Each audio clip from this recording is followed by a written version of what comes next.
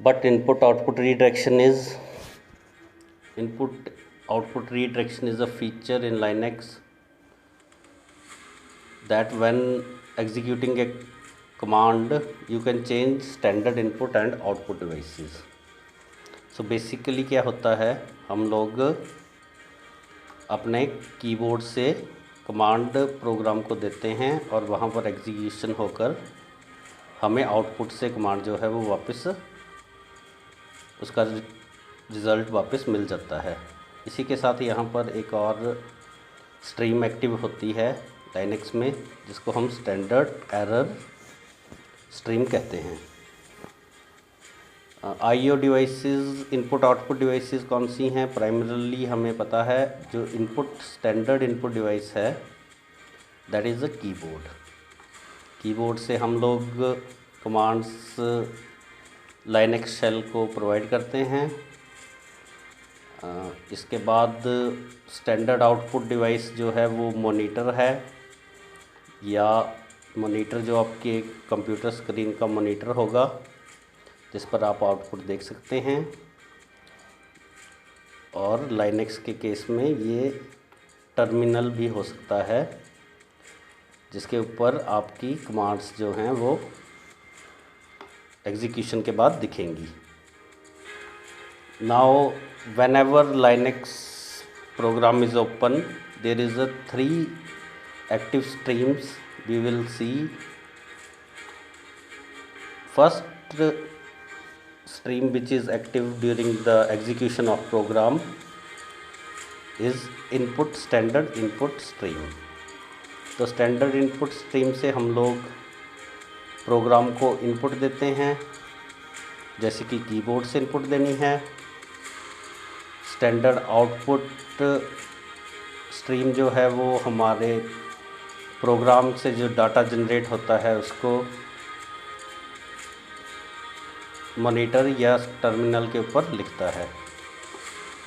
इसके अलावा अगर हमारी कमांड में कोई एरर है या कोई सिंटैक्स मिस्टेक है तो स्टैंडर्ड एरर स्ट्रीम हमें उस एरर को हैंडल करके रिज़ल्ट जो है वो डिस्प्ले करती है मॉनिटर के ऊपर। आउटपुट रीडायरेक्शन क्या होती है? रीडायरेक्शन मींस हमने जो हमारी स्टैंडर्ड आउटपुट डिवाइस है जैसे कि टर्मिनल है या मॉनिटर है, उसमें हमने चेंज कर देना है। मींस आउटपुट हमने स्टैंडर्ड आउटपुट डिवाइस स्ट्रीम से नहीं लेकर किसी और जगह से लेनी है। तो उसके लिए हमें ग्रेटर देन साइन का यूज़ करते हैं हम लोग। ये एक कमांड है शेल कमांड ls। उसके बाद हमने आउटपुट को रीडायरेक्ट किया है test.txt से। तो ls कमांड जो है वो जिस फोल्डर के अंदर करंटली हम वर्क कर रहे होते हैं उसमें से सारी की सारी फाइल्स को डिस्प्ले करती है, और आउटपुट को हम लोग एक टेक्स्ट फाइल में लिखेंगे जिसका कि नाम जो है वो टेस्ट है। ये नाम आप अपने मर्ज़ी से भी दे सकते हैं। हम इसको चला के भी देखेंगे अभी शेल के ऊपर। और डबल ग्रेटर देन साइन जो है वो आउटपुट स्ट्रीम का काम करती है, आउटपुट रीडायरेक्शन का, और ये एग्जिस्टिंग कंटेंट ऐड कर देती है फाइल्स में। तो अभी हम लोग यहाँ पर ये गिट बैश है, ये कमांड लाइन शेल है। जब आप लाइनक्स ऑपरेट करते हैं तो आपको इस तरह का टर्मिनल दिखता है। फर्स्ट ऑफ ऑल मैं अपनी डायरेक्टरी को चेंज कर रहा हूँ, cd चेंज डायरेक्टरी, और यहाँ पर इसका पाथ जो है वो डी ड्राइव में चला गया। इसके बाद डी ड्राइव में मेरा एक और फोल्डर है fg पाठशाला करके, मैंने पाथ वहाँ को चेंज कर दिया है। अब यहाँ पर मेरे पास एक और फोल्डर है जो कि लाइनक्स टेक्स्ट करके है। लाइनक्स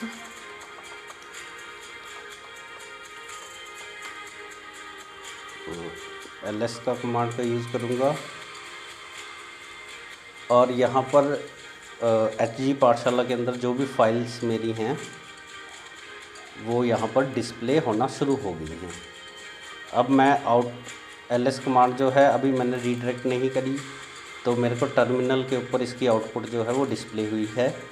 लेकिन जब मैं इसको रीडायरेक्ट कर देता हूँ first.txt करके, तो आप देखेंगे कि ये कमांड जो है इसने आउटपुट ना दिखाकर first.txt नाम की एक फ़ाइल यहाँ पर डी ड्राइव में क्रिएट कर दी है HG पाठशाला के अंदर, और इसमें जो भी कंटेंट हमारे थे वो राइट कर दिए हैं। तो इस तरह से हम लोग अपनी जो आउटपुट है उसको रीडायरेक्ट कर सकते हैं टर्मिनल से किसी अलग फाइल में। सिमिलरली इनपुट रीडायरेक्शन है, इसका मतलब है इनपुट स्टैंडर्ड इनपुट डिवाइस से ना लेकर किसी और जगह से ली जाए। इसके लिए हम लेस देन सिंबल का यूज़ करते हैं। जैसे आउटपुट रीडायरेक्शन के लिए ग्रेटर देन था, इसके लिए लेस देन है। इसका परफेक्ट एग्जांपल ये है कि अगर आपने किसी को ईमेल भेजनी हो तो आप कीबोर्ड से ईमेल अपनी टाइप करेंगे, और अगर आपने उस ईमेल के साथ कोई फ़ाइल अटैच करनी है तो आप इनपुट रीडायरेक्शन का यूज़ कर लेंगे। जैसे कि ये इसका सिंटेक्स है, आप मेल -s सब्जेक्ट लिखेंगे किस एड्रेस को भेजना है, और यहाँ पर आप फाइल नेम देंगे जो कि फ़ाइल आपने ईमेल के साथ अटैच करनी है। तो इस तरह से हम लोग अपनी इनपुट आउटपुट को रीडायरेक्ट कर सकते हैं। इसके बाद हमारा जो सेकंड पार्ट है इस लेक्चर का, दैट इज़ पाइपलाइन। पाइपलाइंस क्या होती हैं? सबसे पहले पाइपलाइन को समझने के लिए हमें प्रोसेस का पता होना चाहिए। Process is an active operating system entity which execute a program. ये एक स्पेशलिस्ट की तरह होता है जो कि किसी पर्टिकुलर जॉब को एग्जीक्यूट करता है। अब अगर हम लोगों के पास कोई ऐसी जॉब है जो कि दो प्रोसेस को कंबाइन करके कंप्लीट होगी, तो उसके लिए हमें दो प्रोसेस को आपस में जोड़ना पड़ेगा, and that is achieved through pipes. So this symbol is used to pipe two processes, and this is a directory structure in my folder Linux text, and if you want to join two processes, process 1 and process 2, then you can use pipe। हम लोग इसका example भी देखेंगे कि pipe के through हम लोग दो प्रोसेसेस को कैसे ज्वाइन कर सकते हैं। इसके लिए हमें सिंबल जो है हमारा पाइप का वो यूज़ करेंगे। जैसे कि ये एक कमांड है, शेल की कमांड है ये ls-ls। ये एक प्रोसेस है, ये लिस्ट करेगा जो भी डायरेक्टरी के अंदर फाइल्स हैं, और grep कमांड जो है उसके अंदर जो हम की प्रोवाइड करेंगे उसको उस पाथ के अंदर सर्च करेगा। तो आइए हम प्रैक्टिकली इसको देख लेते हैं। मैं अपने लाइनक्स शेल में आ गया हूँ। मैंने first of all clear command execute करी, तो प्रीवियसली जो भी कमांड्स शेल के ऊपर थी वो क्लियर हो गई हैं। सबसे पहले मैं ls कमांड को एग्जीक्यूट करता हूँ, तो ये मेरे पास जो डी ड्राइव में HG पाठशाला का फोल्डर है उसके अंदर जो भी फाइल्स हैं वो डिस्प्ले हो गई हैं। इसके साथ ही मैं ls-ls कमांड करता हूँ, तो आप देख सकते हैं इसमें डिफरेंस। पहले ls कमांड थी तो उसने सिंपली नेम को आउटपुट किया था, लेकिन ls-ls कमांड जो है वो साइज़ और डेट भी उसके साथ रिप्रेजेंट कर रही है। अब सपोज़ कर लो कि मैंने HG पाठशाला के अंदर किसी चीज़ को सर्च करना है, तो सबसे पहले मैं कमांड लिखूँगा ls-ls देन पाइप, ग्रेप। अब मेरे फोल्डर के अंदर 2 टेस्ट फाइल्स हैं, एक test1.txt है जो कि एक टेक्स्ट फाइल है और एक पावर पॉइंट प्रेजेंटेशन है। मैं अगर यहाँ पर इसको की टेस्ट दे दूँ तो ये इस फोल्डर में सारी फाइल्स को ना सर्च करके जो ग्रेप में मैंने की प्रोवाइड करी है उन 2 फाइल्स को ही सर्च करता है। तो इस तरह से हम लोग देख सकते हैं कि हमने 2 कमांड्स को आपस में कैसे जोड़ दिया है। और आप लोग भी ऐसे बाय यूजिंग पाइप एक से ज़्यादा कमांड को आपस में जोड़ सकते हैं so that you can achieve your desirable results. So moving forward, after this there is a very important thing in Linux, that is BI editor. BI editor जो है वो काफ़ी पॉपुलर है, जो कि हमें फाइल्स को एडिट करने के काम आता है। जो भी हमारी फाइल्स होंगी लाइनक्स में उसको एडिट करने के लिए BI एडिटर यूज़ होता है। कुछ रीज़न है जिसके कारण ये BI एडिटर इतना पॉपुलर है। BI एडिटर जो है वो हर डिस्ट्रीब्यूशन के साथ अवेलेबल रहता है लाइनक्स की, चाहे वो रेड हैट हो, फ्लोरिडा हो, सुसु हो, और जो हमारा सबसे इम्पॉर्टेंट है हमारे सिलेबस का पार्ट यूबंटू हो, तो सभी के साथ BI एडिटर आता है।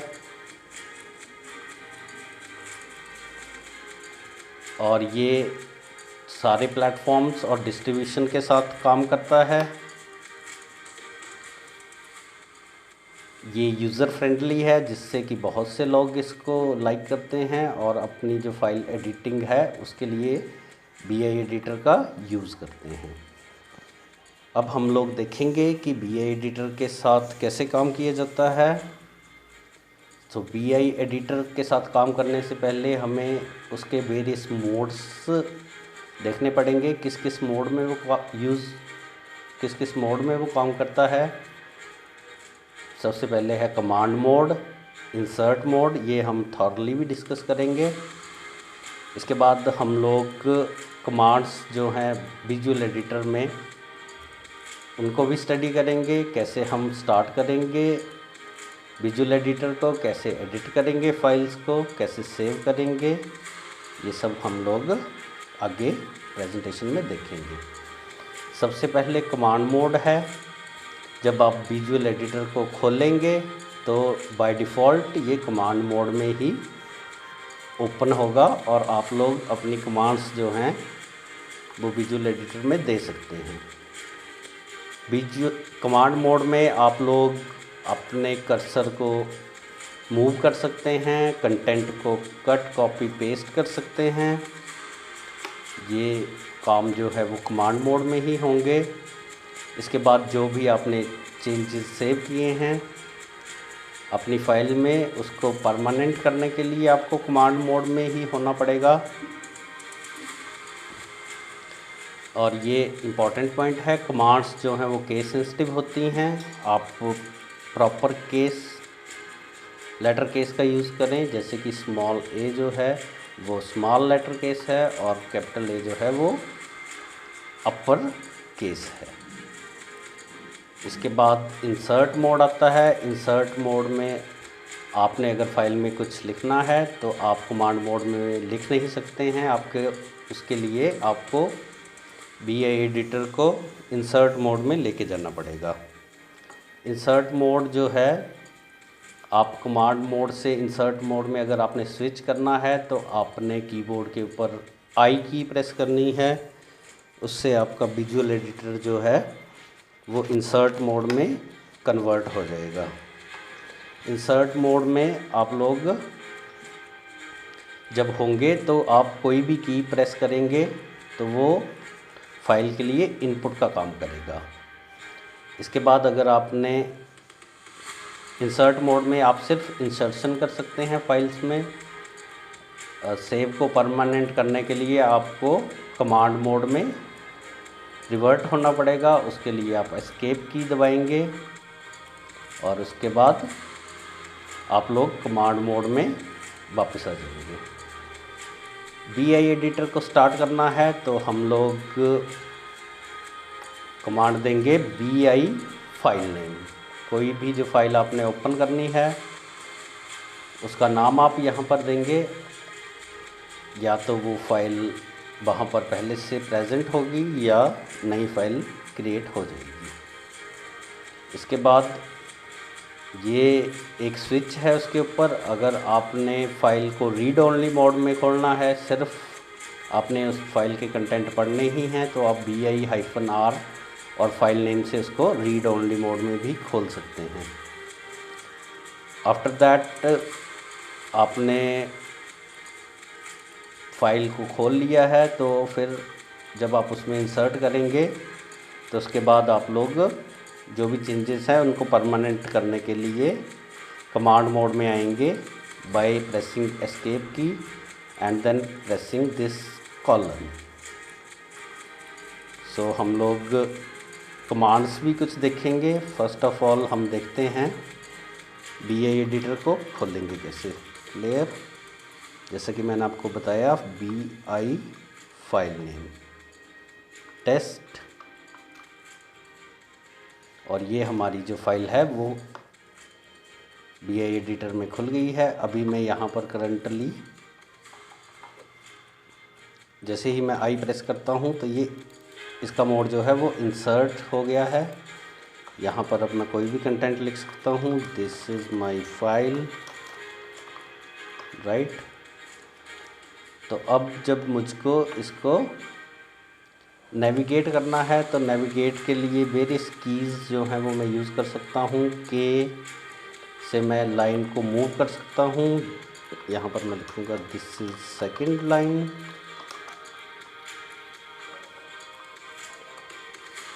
अब मेरे को इसमें अगर चेंजेस करने हैं या नेविगेट करना है तो के से मैं कर्सर को एक लाइन ऊपर मूव कर सकता हूँ। जे से मैं कर्सर को नीचे मूव कर सकता हूँ, one line down. H colon से left cursor to the left one character position. ऐसे numerous number of commands available हैं, आप पढ़ेंगे जब तो बहुत सी कमांड इसमें अवेलेबल हैं। या तो आप नेविगेशन के लिए अपने कीबोर्ड के ऊपर नेविगेशन कीज़ का भी यूज़ कर सकते हैं। अब मैंने टेस्ट फाइल जो खोल ली है यहाँ पर, और इसमें मैंने ये चेंज किया है। पहले मैं आपको बता देता हूँ टेस्ट फाइल में मेरे पास है क्या।